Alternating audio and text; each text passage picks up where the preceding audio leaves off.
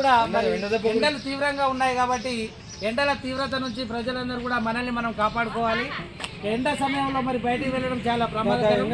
ఎండ చాలా ప్రమాదకరంగా ఉన్నది కాబట్టి ఏమైనా అత్యవసర పనులు ఉంటే ఉదయం వేళల్లో సాయంత్రం వేళల్లో మాత్రమే బయటికి వెళ్ళాలి. తప్పకుండా బయటికి వెళ్ళాల్సినటువంటి సందర్భం వస్తే నెత్తి మీద తప్పకుండా తలపాగా ధరించాలి.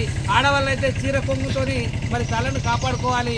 ఎప్పటికప్పుడు మరి మంచినీళ్ళు తాగుతూ మన శరీరంలో ఉష్ణోగ్రత పెరగకుండా మనందరూ జాగ్రత్తలు తీసుకోవాలని కోరుకుంటూ మరి దీనికి సంబంధించినటువంటి పాటను అన్న తిప్పర్తి శ్రీనివాస్ గారు పాడి వినిపిస్తారు. బగా బగా ఎండలకు భద్రం తమ్మి, దళాలు రావణ దెబ్బకు జాగ్రత్త తమ్మి.